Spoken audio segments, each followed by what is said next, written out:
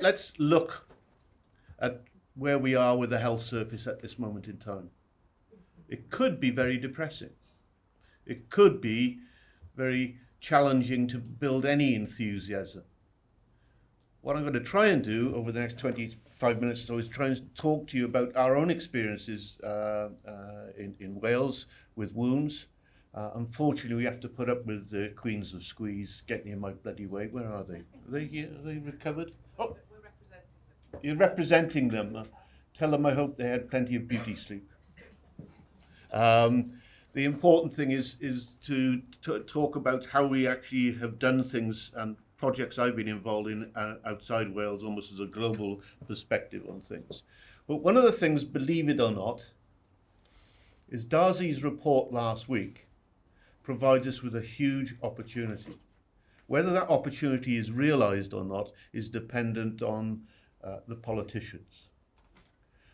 My own view as somebody who's been licensed to practice medicine for 50 years is that we are running out of options.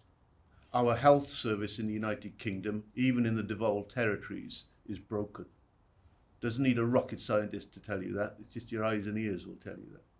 But one of the things that we need to do is to recognise innovation, and particularly innovation in chronic disease and innovation in chronic conditions in the lower limb or wounds are things that have huge potential if only we're prepared to grasp that challenge rather than just say, well, let's carry on doing what we've been doing for the last God knows how many years, because we can't make it any worse, because it is that bad. So what I wanted to do was turn it on its head and try and talk about things more positively, about working as a team, looking at innovation experience and lessons that I've learned in my years within the university of things with wounds. But wounds is an example of a chronic disease. And much to your surprise, I suspect, if I said, which I will say, that the challenge for the future of healthcare globally is not cancer, it's not global pandemics and COVID pandemics, it is chronic disease. One of the things that we have to recognize is that the somewhat tongue-in-cheek approach is that the disadvantages of modern medicine or modern healthcare is we keep far too many people alive for far too long with far too many things wrong with them. Because the difficulty is it's chronic disease with one thing on top of the other tends to limit your ability to have an enjoyable life or a productive life or things that you would like to do at that particular age. So the important thing is recognise that this is a challenge when we actually come to the wound side of things, both in terms of scale and in terms of cost. The fact the numbers are enormous when you look at it at a global basis. The fact that you have to recognise that there are challenges around this ragbag of things that's called wounds. And now I've been educated by Rebecca, I'll say, and also swollen legs. All right? And the fact that these are around for a long time, cost a lot of money, and basically we are limited in what we can do for them. That is sad in some ways, but it is a statement of fact and we need to recognize it. We need to recognize at a global level it's unnecessarily expensive. 100 million patients globally, 300 billion spend, and a 50% mortality rate in patients with wounds. This is not a cut on a finger where you stick a Band-Aid on it. It's the sort of stuff that you and I see on a day-to-day basis and a challenge to make things better. The other thing that's interesting, and I'm not going to have a go at cancer, but one of the things that's interesting, and these are data from the US that actually looks at different types of cancer and the increasing, the incidence of those types of cancer in the United States.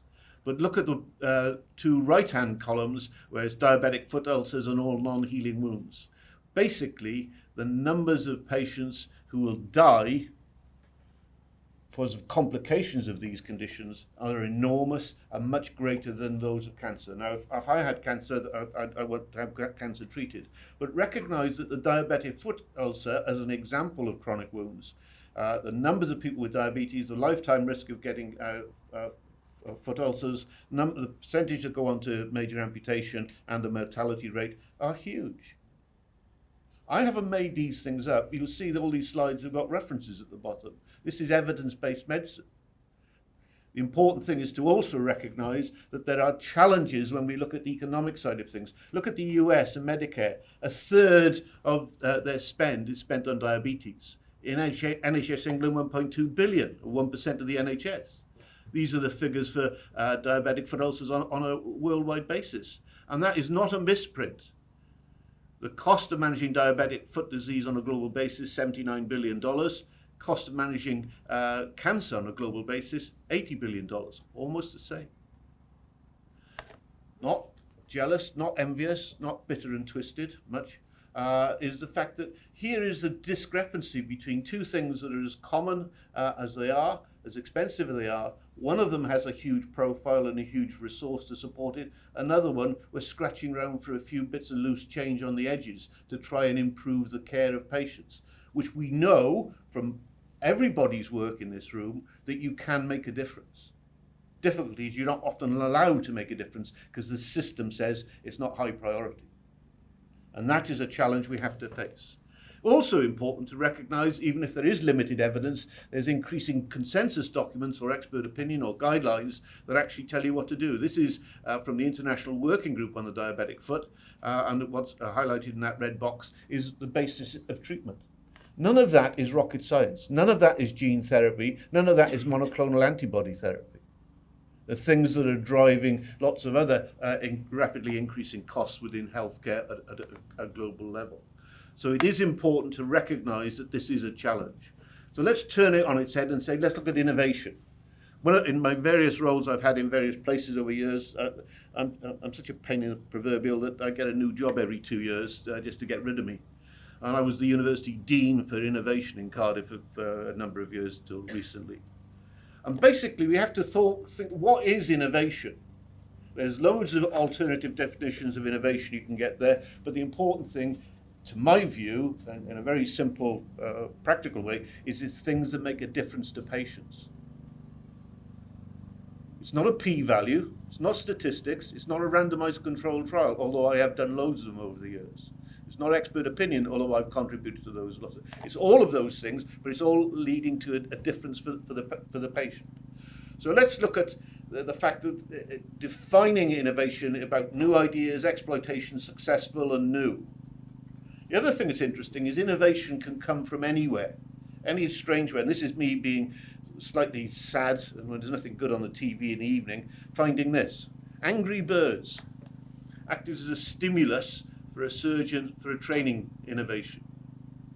You can get ideas or prompts to do innovation from all sorts of strange places. And you shouldn't close your mind, your eyes or your ears to this, is to recognize that there are opportunities for all of us to make a difference in taking things forward. I've already had my sales pitch to say the future is chronic disease. I was involved in this work here, which is basically talking about the proposed innovation ecosystem. You'll find more and more people talking about ecosystems to treat chronic diseases. Because the difficulty with chronic disease, we don't cure your rheumatoid arthritis. We try and improve your mobility, try and improve your quality of life. We try and maintain your independence. All of those are important, but all of those don't have a yes/no answer at the end of it.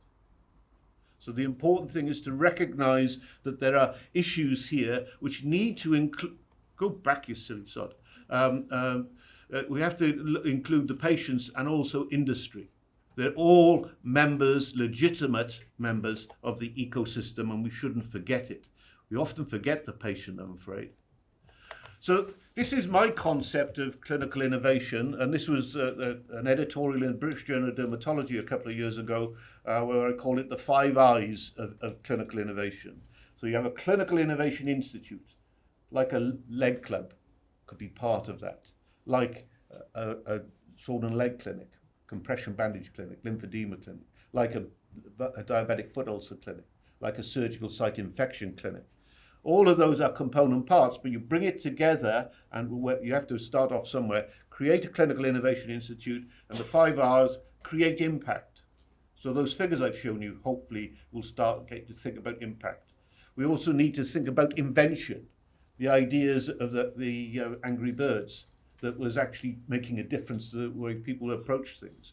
to innovation, but I'll come back to that in a second, onto improvement, quality improvement, IHI, Six Sigma, all sorts of things that are out there, and onto implementation. I find it fascinating, because I'm old enough now to say this, is that we're seeing a birth of a new academic specialty, spread and scale tricks. The fact that everybody, or a lot of people believe that if they haven't done it themselves, then there's no proof of these changes. But all of us have been instrumental in bringing about change, but not all of us have had the opportunity of sharing our ideas, our thoughts, our experiences with others, and others say, oh, that's a great idea, that could help me and make a difference in my practice.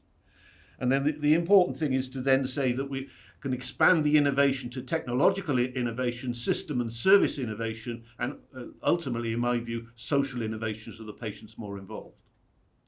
We also need to recognise that we're dealing with a problem of wounds where no one's interested, no one's in charge, no professionalism, no investment, no recognition or acceptance, and no legitimacy. And now I've been educated by the Queens of Squeeze, swollen legs will fit nicely in that condition as well.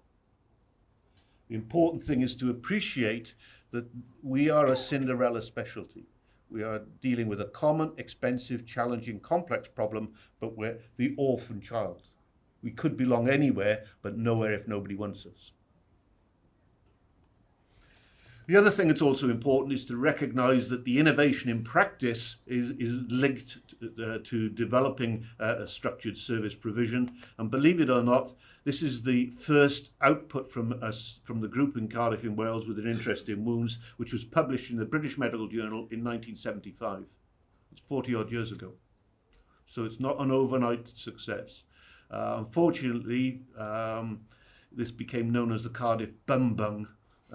So for various reasons we stopped using it.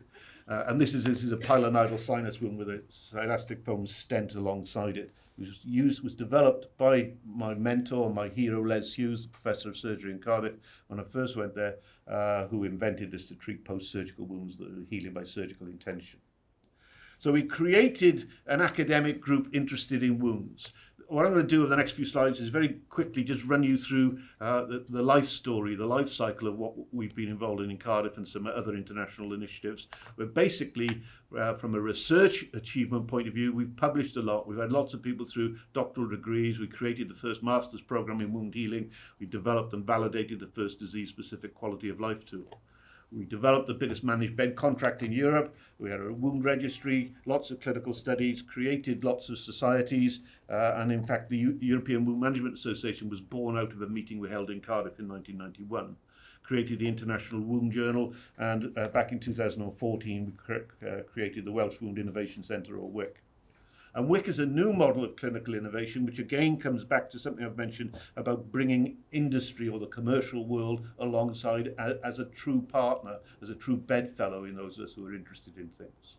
We then did even more things looking at this. We then developed a program with colleagues from Australia in the wound management CRC, and you can see the partners who were involved in Australia, including commercial concerns, industry and clinical providers.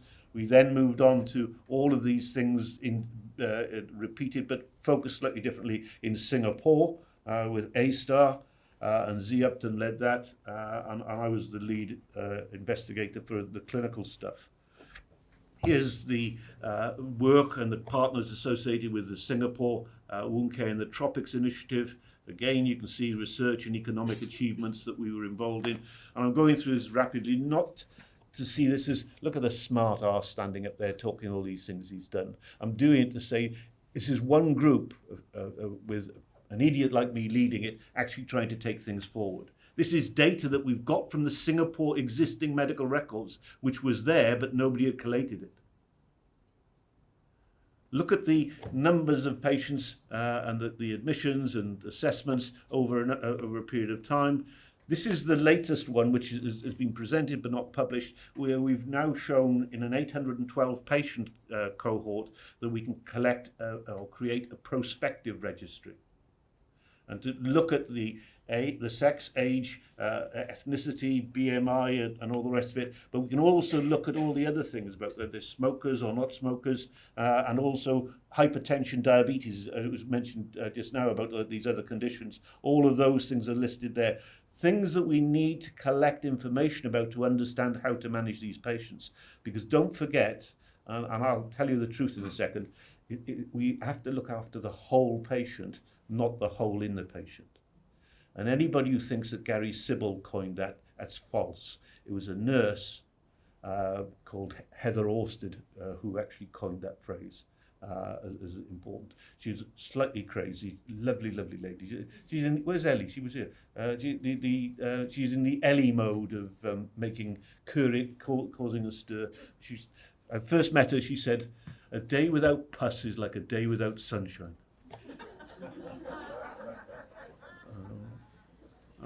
So there's all these other things there. And this is what you can show is change over time with diabetes and control of hyperlipidemia, is to show that is it the disease itself, or is it the consequences of the disease, or is it the treatment of the disease that is causing a problem? But show that we can get better lipid control. Here's evidence from Singapore where they're showing the value of podiatry follow-up, even if it's just the numbers that come back to follow-up, but in terms of provision of footwear, surgical footwear, offloading footwear. Patient outcome measures. This thing's so bloody sensitive. Is these have been done. These PROMs have been done for diabetic foot ulcers in certain parts of the world. This is also important. This is treatment adherence, concordance, and all the things that we talk about. We have to engage the patient. And the 5 dimensions that are important to make sure patients are engaged and follow the journey with us. But the interesting thing is that because of the challenges that we face being under-recognized, under-invested over a long period of time, there is still huge challenges out there. I'll show you a couple of examples of work that I'm interested in because of my own particular bias and focus that to me seem bizarre. That why are we still having discussions about why do we not know certain things and why aren't we doing certain things which could make a difference? So innovations in wounds are still required. This is an obvious one in terms of measuring size. Wound A, wound B. You can see the dimensions that we've put on there. Interesting thing is if you look at gross area reduction using those 2 models, wound A heals faster than wound B using that measure. If you then look at percentage area reduction, wound B is healing faster. These are just 2-dimensional measures of a wound. And we still can't agree what is the most accurate and most valuable thing to monitor progress towards healing. This is where we've actually published this saying that looking at advance of the wound margin in advance, you actually get the same result. The interesting thing, that's a start, but it's not the end of it, because we know if a wound has a depth, volume is a much more sensitive indicator of change before area changes. And here's what we've shown in this small study where over a 4-week period, it's virtually linear. So not in any way advocating crossover trial design, but challenging people, the regulators, the companies, the academics, take a bunch of patients, measure rate of reduction or the gradient that the wound is healing by over 4 weeks, then add in something else and see if the gradient changed. We've shown with a particular device that you can actually increase the rate of healing 2.25 times by just looking at linear rate of change over a 4-week period. It doesn't replace RCTs, it doesn't replace complete healing as the desired primary outcome, but it's a step in the right direction. So even something simple like measuring wounds, and I've been measuring wounds for 40-odd years, and we still don't recognize how limited it is in terms of accuracy and reproducibility. This is another cockeyed, crazy thing. In Wales, it's lots of wet and miserable weather, particularly in the winter. It's dark. And this is me and some colleagues who were basically saying, what are the similarities and differences between a wound healing at a molecular level and a cancer? And this is a patient I was seeing, who had an acute wound where we took a biopsy to make the diagnosis of cancer, had a chronic wound due to venous disease, and had a cancer. They all result in the same thing, a hole in the leg. And what are you going to do about it? This is the complexity of it. This is typical academic bullshit. You know, let's make it as complicated as I possibly can, and you'll be impressed that I can actually get all that one slide. It's nonsense. It is the important thing is that there are patients there who are struggling to find somebody to help them make the right diagnosis and select the right treatment. Because that's what it should be about. Not about my ego, not about my CV, but the fact that we're there focused on trying to make the care of patients better than it currently is. And this stuff of wounds and cancer, is there a link, has been around for years. A famous paper in the New England Journal of Medicine in the 1980s, tumours are wounds that don't heal. That's not saying every wound is a cancer or every wound has the potential to become a cancer. It's just saying that there's a complexity at a molecular and cellular level within a wound that drives it to healing. So the concept is that we've got a spectrum. In the middle of that spectrum is normal wound healing. Things switch on, things switch off. At one end is a chronic wound that doesn't heal. At the other end is a cancer. About this time, you're all thinking, he's completely barking mad. I am not barking mad, honest, just a bit weird. The important thing is I'm not saying that you have to start thinking this is a cancer, but I'm thinking that we have to accept we are dealing with two conditions which have similar complexities. And these are the studies that we've done. We've published it in the British Journal of Surgery in 2019, and we have patents now to show this. And this is basically showing that on a retrospective study, acute wound healing was different to a chronic wound in terms of gene expression within the wound tissue. We also looked at 70-odd patients with venous leg ulcers, some were healers, some were non-healers, and looked at the differences in their gene signature.